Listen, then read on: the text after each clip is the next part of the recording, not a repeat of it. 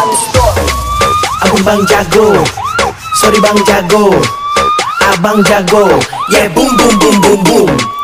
Abang bang jago, abang jago, sorry bang jago, ampun bang jago.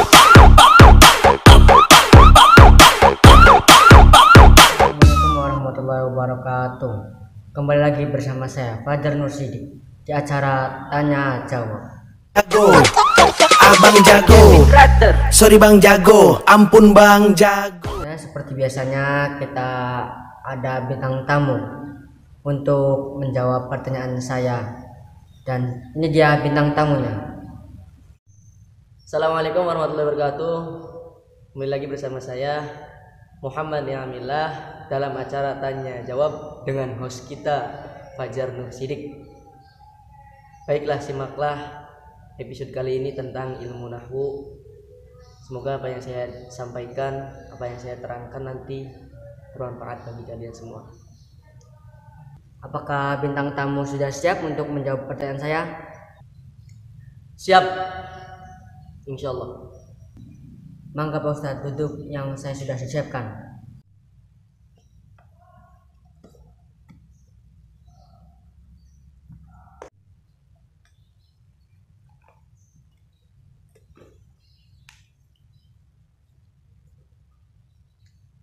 Pertanyaan yang pertama, apakah arti dari isim, fiil, dan huruf? Berikan contohnya. Mohon dijelaskan Pak Ustadz. Baik, saya akan menjawab pertanyaan yang pertama, yakni apa arti dari isim, fiil, dan huruf. Oleh karena saya membawa buku kitab terjemahan Al-Jurumiyah, maka saya akan jawab sesuai dengan kitab Jurumiyah saja. Yang pertama, apa itu isim? Isim kata simpelnya adalah kata benda. Kata benda meliputi apa saja yang ada di dunia, itu benda-benda adalah isim. Kemudian menurut Jurumiyah, isim adalah definisi kalimatun dalat ala makna fi nafsiha walam taqtarin bi zamanin wal an. Bahwasanya kalimat isim adalah kalimat yang menunjukkan makna atau arti yang tidak berkaitan dengan zaman atau waktu tertentu. Nah, contohnya seperti apa? Ya, ini buku isim. Isim. Contohnya buku dan sebagainya. Bahasa Arabnya apa? Karena kita menjelaskan dalam bahasa Arab isim itu, kita perlu bahasa Arabnya itu kita.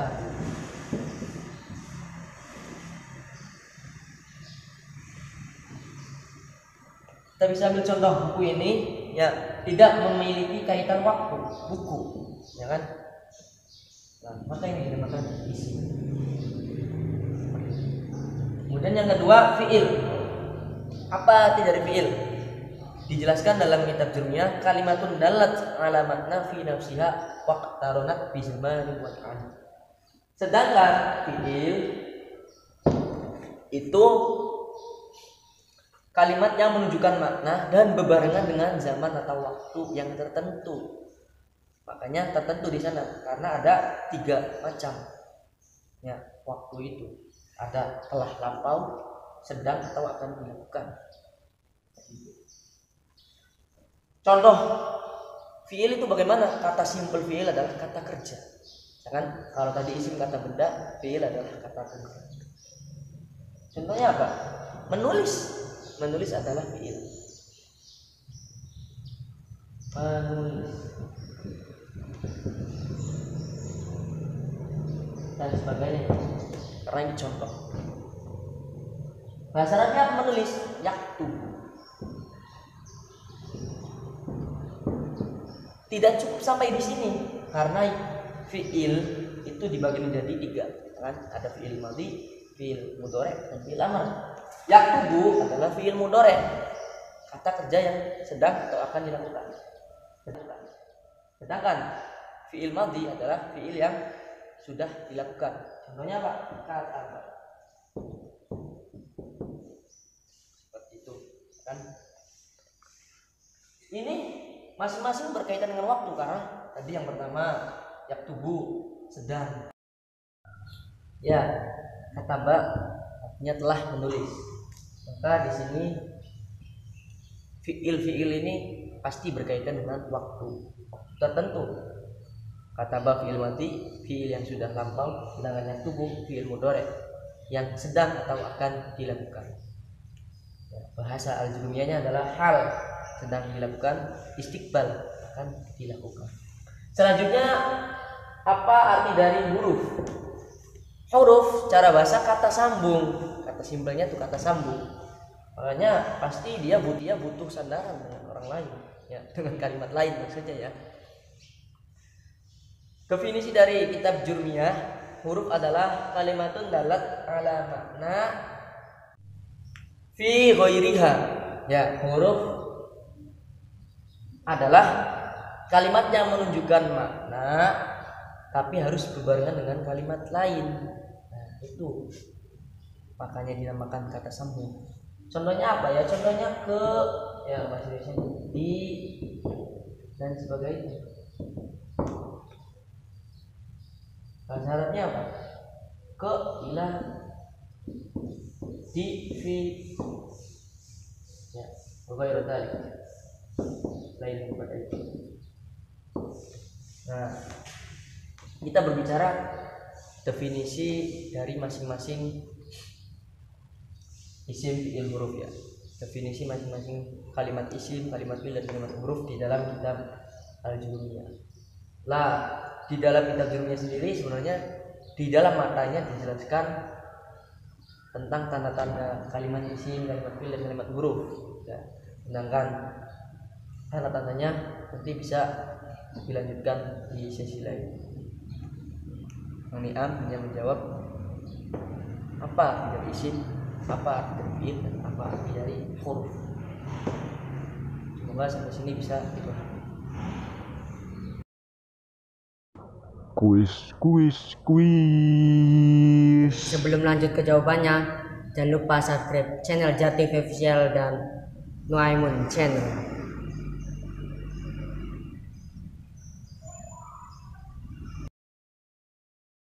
Kuis selesai.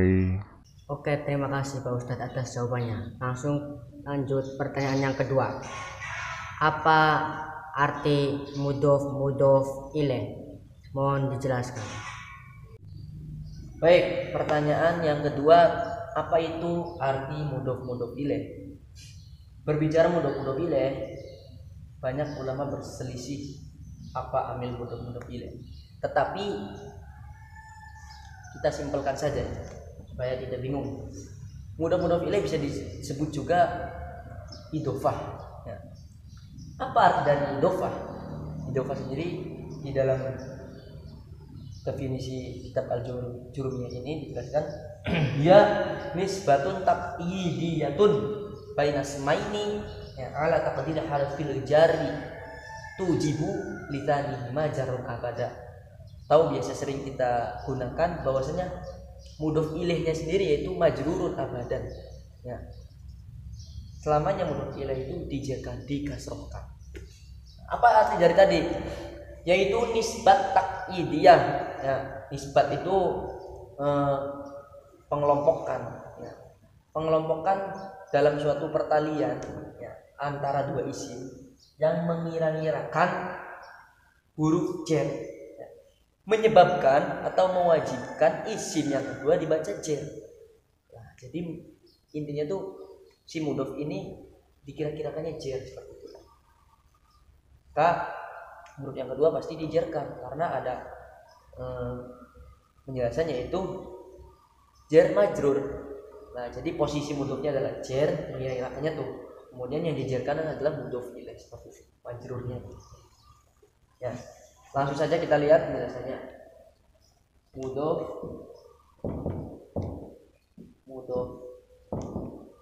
ilaih. Ya, atau biasa kita sebut idhofah.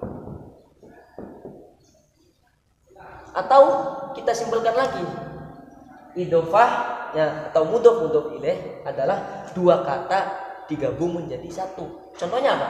Contohnya ya pintu kayu, papan tulis putih. Nah, kemudian meja biru. Nah, itu dua kata dijadikan satu. Itu. Bahasanya apa? Pintu kayu contoh. Babut. Jangan pintu kayu, meja biru yes.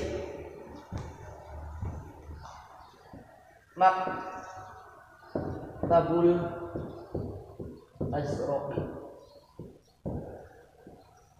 Mudhof posisinya pasti ya. Termasuk apa dia posisinya? Kalau dianya rofa pasti doma, kalau dianya nasab pasti fathah, kalau dianya jar pasti kasroh. Jadi tidak fokus si mudhof ini. Nah, mudhof. Sedangkan mudhof ilaih itu selamanya dijarkan atau dikasrohkan. Nah, ini posisinya. Jadi antara mudhof dan mudhof ilaih ini saling berkaitan. Kemudian mudhof itu tergantung dia posisinya, kedudukannya ya, sebagai rofa, nasab atau jar. Nah, sedangkan kalau si mudhof ilaih itu majrurun abadan, selamanya dijarkan. Idhofah dibagi menjadi dua, idhofah maknawiyah, ya kan? Idhofah lafziyah. Kalau maktabul azraqi ini idhofah maknawiyah. Ya. Kalau idhofah lafziyah bagaimana? Idhofah lafziyah itu posisinya dia sebagai naibul fa'il, ya. Sebagai fa'il, ya. Tetapi dijadikan mudhof ilaih. Jadi membuang tanwin di sana. Contoh hasanan al khuluqi, kemudian tanwin ini dibuang. Jadi hasanal khuluqi.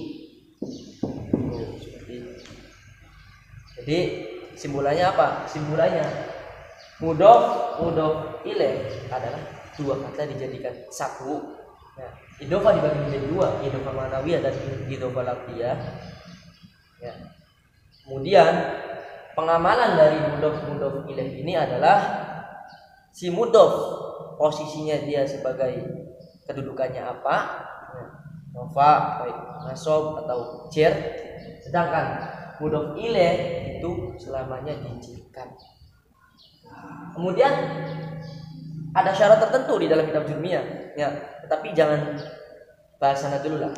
Nanti kita bingung. Apa syaratnya? Si mudhof jangan dikasih al. Ya. Yang harus dikasih al adalah mudhof ilaih. Hasanal khulqi maktabul azraqi. Kan? Tembok hitam. Jidarul aswadi. Kitab-kitab itu semua namanya mudhof ilaih itu kitab-kitab. Bulughul Marami, Safinatun Najati, Tuhfatul Atfali, Jawahirul Kalamiyati, Matnul Ajurumiyati. Nah, pasti posisi dia sebagai mudhof ilaih yaitu dijarkan selamanya. Sedangkan mudhof sendiri jangan diberi al. Ya. Bebas, ya, tapi jangan fokus ke doma saja mudhofnya.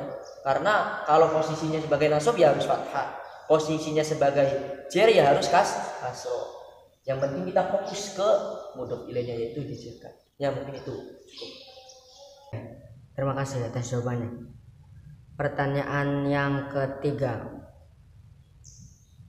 Apa pengertian i'rab, mu'rab dan mabni? Mohon dijelaskan.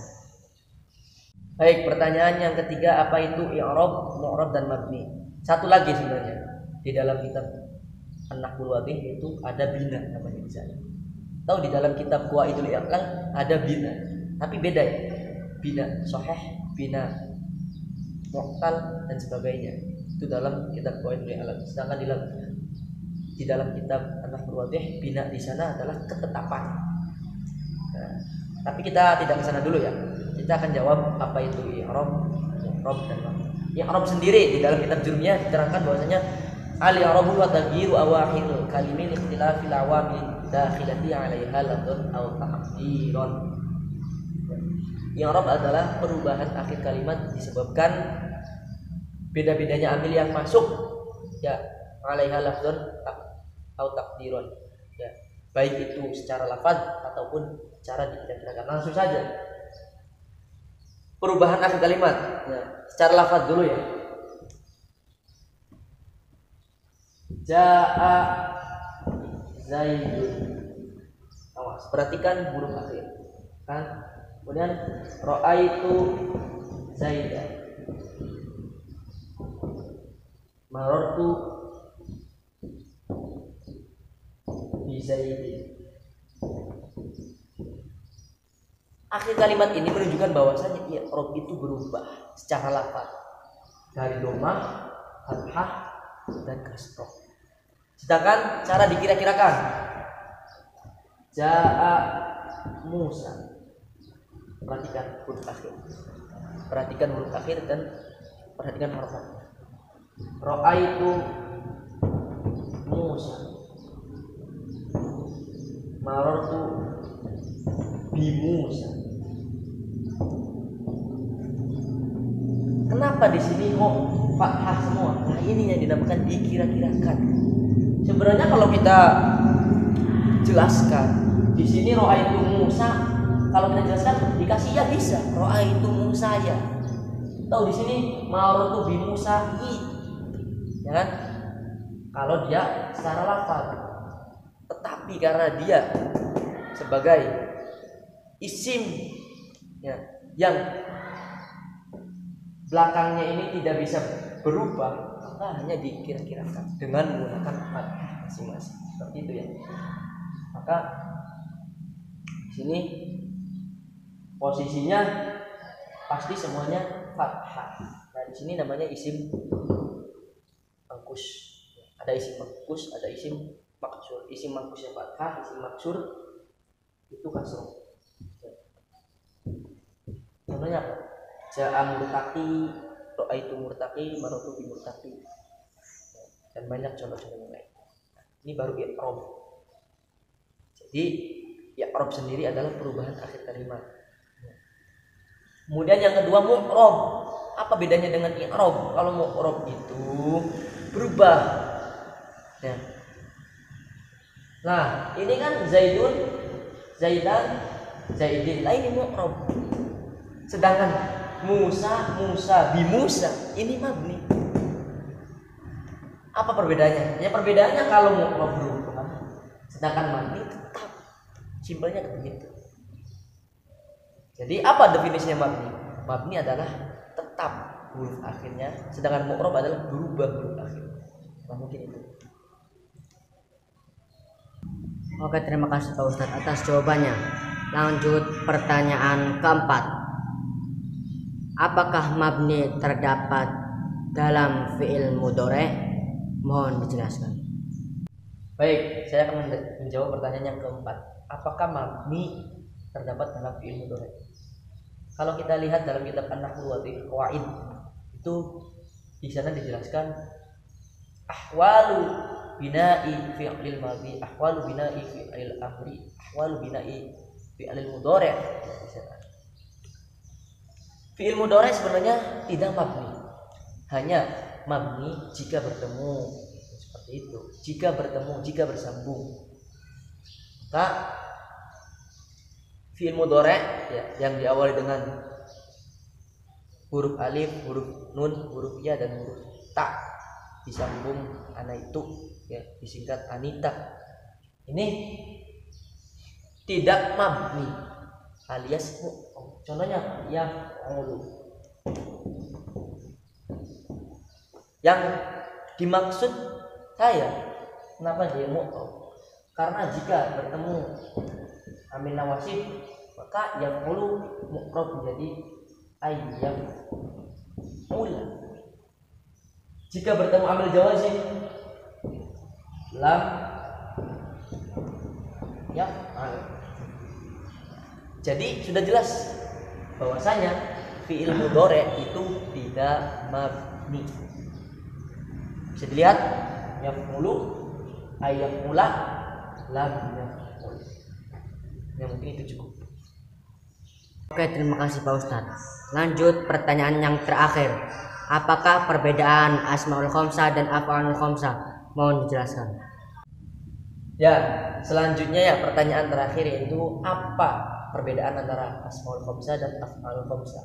Kita lihat saja arti dari Asmaul Khamsah dan Af'alul Khamsah. Asmaul Khamsah artinya isim-isim yang 5, Af'alul Khamsah artinya fiil-fiil yang 5. Sudah jelas berbeda. Kalau Asmaul Khamsah isim, kalau Af'alul Khamsah fiil. Ya. Di dalam kitab Jurmiyah Asmaul Khamsah, di dalam kitab Alfiyah Asmaus Sittah, isim-isim yang 6. Tapi Af'alul Khamsah tetap 5, tidak 6. Saya kasih bonus saja lah Asmaul Khamsah, contohnya ya. Amun, amun,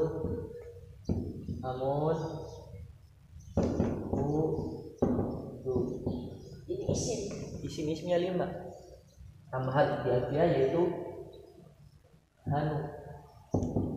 Tahu itu kitab Mutamimah Tuhan. Af'alul Khamsah contohnya.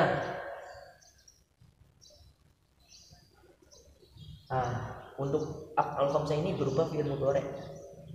Di dalam kitab Amriti dijelaskan biyaf'alan taf'alani. Antuma yaf'alu taf'aluna ma'huma wa taf'alina tahmina hali wa ishtahrat bil khamsatil af'al. Yaf'alani taf'alani yaf'aluna taf'aluna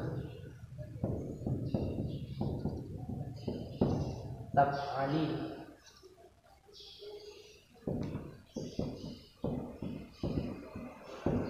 Nah, ini Af'alul Khamsah, fiil-fiil yang 5. Masing-masing mu'rab. Ya, masing-masing mu'rab. Baik isim maupun fiil. Mu'rab itu artinya bagaimana? Ya berubah. Kalau yaf'alani kemasukan amil nawasib menjadi ayyaf'ala, dibuang hukumnya. Begitupun kemasukan amil jawazim lam yaf'ala. Af'alul Khamsah untuk ininya Asmaul Khamsahnya ja'a abuka. Ya. Kemudian kalau kemasukan itu tadi kemasukan rofa. Ya. Kemudian kemasukan nasab ra'aitu abaka. Ya kan? Yang terakhir masukkan jar marartu bi abika. Jadi perbedaan antara Asmaul Khamsah dan Af'alul Khamsah sangat jauh, beda sekali. Asmaul Khamsah isim, kalau Af'alul Khamsah fiil. Oke, terima kasih atas semua jawabannya Pak Ustadz. Dan saya Fajar Nur Siddiq. Sampai jumpa di lain hari. Wassalamualaikum warahmatullahi wabarakatuh.